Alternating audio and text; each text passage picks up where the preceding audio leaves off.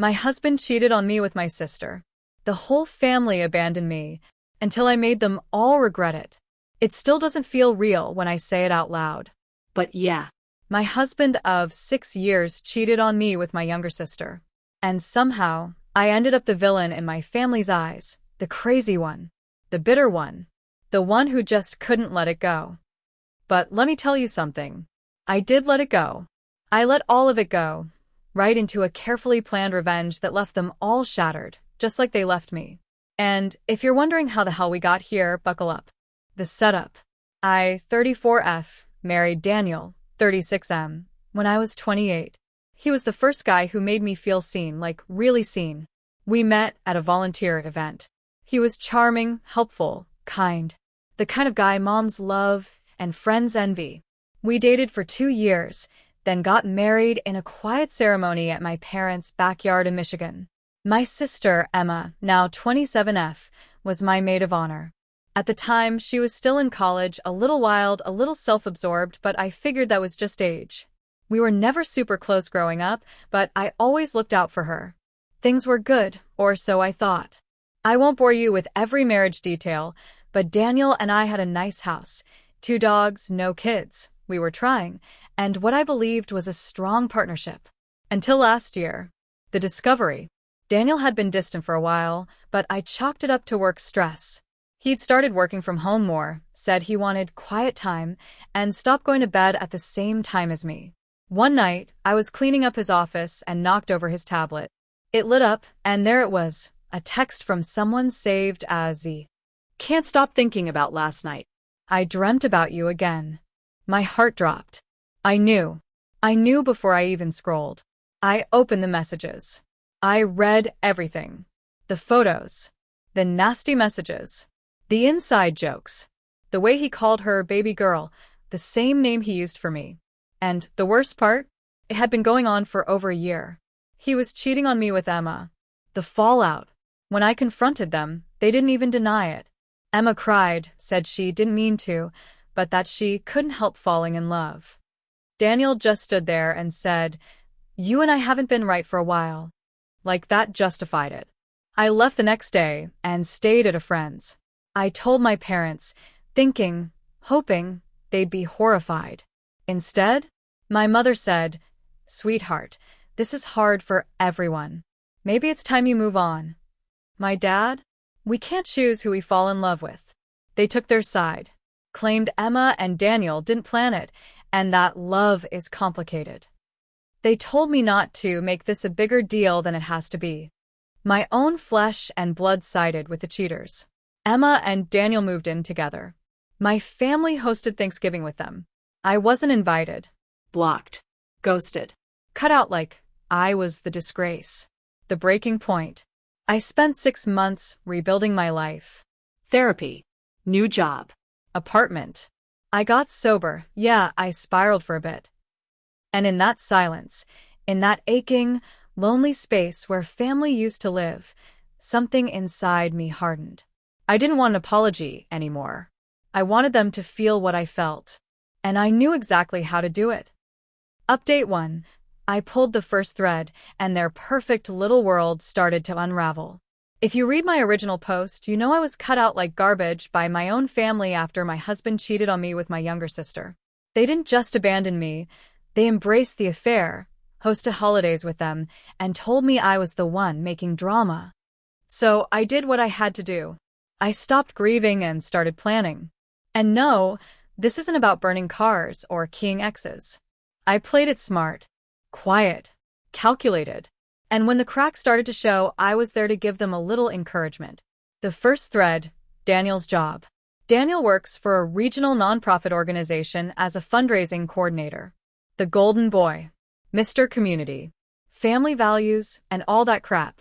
Well, guess what? That organization has a very strict ethics clause, especially about conduct involving fraud, dishonesty, or personal relationships that could tarnish public image. So I put together an anonymous package. It included screenshots of Daniel and Emma's text messages from his tablet he forgot to wipe, timeline receipts showing the affair began while we were still married, a short, Politely worded letter outlining the optics of an employee cheating with his sister-in-law and how it conflicts with their stated code of ethics.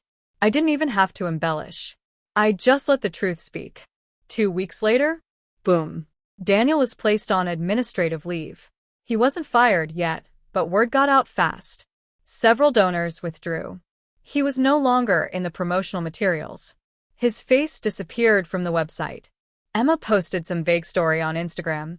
When people try to tear down what they can't have unamused face. Oh, sweetie. This was just the start. The family fracture. My cousin Maria, one of the very few people who believed me, called to tell me that a mini-family feud had erupted. Apparently, my uncle, my dad's brother, pulled my parents aside and asked them how the hell they could let Emma move in with my ex-husband. He wasn't subtle either. Called it sick and embarrassing. My parents tried to smooth it over, but more relatives found out. My aunt, who's always hated drama, called Emma a homewrecker at a baby shower. Emma left crying. Daniel didn't show up at the next dinner. My mom texted me. You've caused so much damage already. Please stop. I didn't respond, because I haven't even started. The seed I planted. Emma started grad school a few months ago. Small liberal arts program, tight-knit, image-obsessed. You know what she listed on her personal bio page? Passionate about ethical development and female empowerment. I sent her department chair an anonymous email. It included links to social media posts, the timeline of the affair, and direct screenshots of her mocking me in text to Daniel, calling me pathetic, boring, and too dumb to know. Why? Because she applied for a women's leadership fellowship. I don't know what happened exactly, but her name vanished from the finalist list. She deleted her Twitter. And a week later, her Instagram bio went from future changemaker to round pushpin Midwest victory and something shifted. She knows someone's watching. Where things stand now. Daniel's career is wobbling. Emma's academic reputation is tainted. My parents are stuck in the middle of a slow-brewing family Cold War. And me? I sleep. I breathe. I smile. Because this isn't just revenge. It's accountability. And every step they took while stepping over me, I remember them all. I don't need to scream or beg for justice. I just let the consequences arrive. They don't know it's me yet. But they will. Update 2. Emma starts to crack. Daniel makes a desperate move, and an unexpected ally shows up. It's amazing how silence can do more damage than confrontation ever could. I haven't spoken to Emma or Daniel. I haven't texted, called, or posted anything publicly. I've been invisible, at least to them. But the more I stayed quiet, the more they started to unravel. And now, the implosion has truly begun. Let's get into it. Emma's spiral. A week after her name was removed from the fellowship finalist list, Emma posted this long, rambling story on Instagram. It was a black screen with white text that read, "Sometimes the people closest to you will try to ruin your life out of jealousy. But real women don't compete, they rise." She turned off comments. She deleted 200+ followers. She changed her profile picture to a flower, which, if you knew Emma, is code for meltdown. I found out from someone in her program, yes, I still have eyes everywhere, that she had a breakdown during a group project, sobbing in front of her classmates and accusing them of judging her like everyone else. Apparently, she's skipped classes. The professors have concerns. She pulled out of the school's networking mixer. And one of the girls in her cohort told my cousin Maria that Emma's relationship with Daniel is causing issues. Surprised? Me neither. Daniel's desperation. 2 days after Emma's meltdown, Daniel reached out to me. Let me repeat that. He texted me. He said, "Hey, I know things have been tense, but I think we should talk.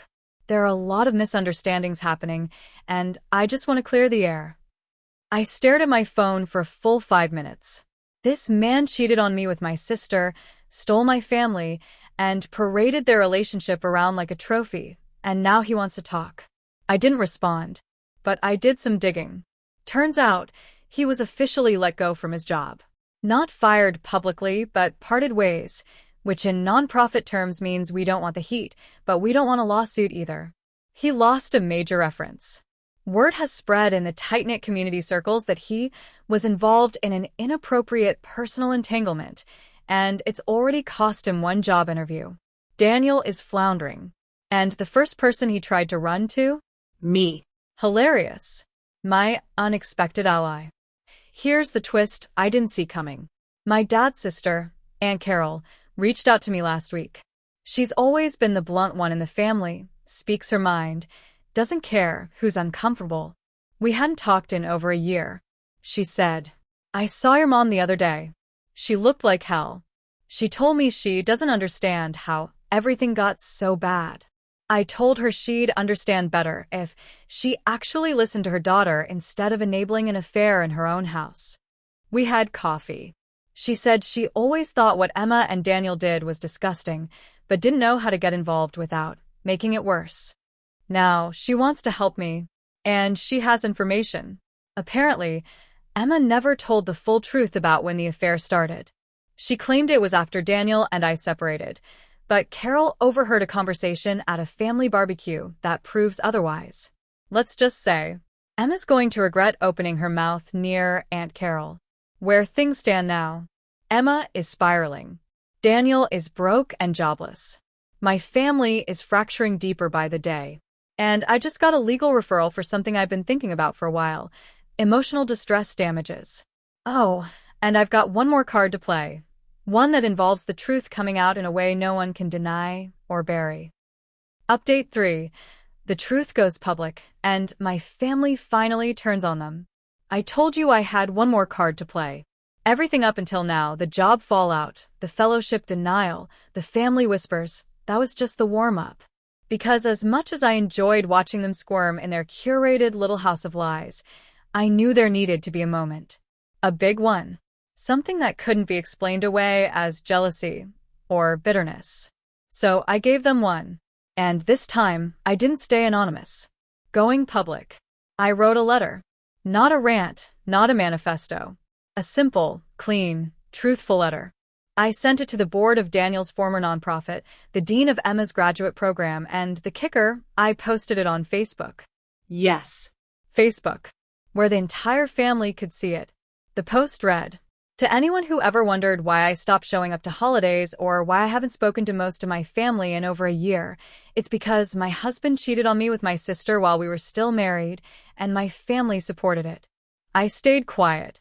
I didn't cause a scene. I walked away with dignity while the people who hurt me played house like they didn't destroy mine. But silence doesn't protect the truth. It just shelters abusers. So here it is, the truth. With receipts. With dates. With screenshots. If you're still defending them, it's because you want to, not because you didn't know. I'm not bitter. I'm free. And I hope no one else ever gets treated the way I did by the people who are supposed to love me most." Attached were redacted screenshots. Nothing illegal, nothing slanderous, just proof. Texts from Emma to Daniel about how she doesn't suspect anything yet. Messages from my mom saying, "Don't bring this up at Easter. It'll upset your father." Photos of Emma and Daniel holding hands on a family trip 6 months before we separated. I made it undeniable. The fallout. It took less than an hour. My phone exploded. Messages. Missed calls. Comments. Some people were shocked. Some apologized. Some had the nerve to say, "I always felt something was off, but I didn't want to get involved." My dad sent a single text, "You didn't have to humiliate us." To which I replied, "You humiliated yourselves. I just stopped covering for you." My mom hasn't said a word. She blocked me. Daniel? He sent 6 texts in one day, a mix of begging and blaming. My favorite was, "You're making this so much worse than it had to be." I didn't respond, but Aunt Carol sure did. She commented publicly under the post, "Proud of you for standing in the truth. You deserved so much better. They should be ashamed." Let's just say that did numbers. The family turns. Emma tried to clap back. She posted a vague Instagram caption, something about reclaiming your narrative and growth from adversity.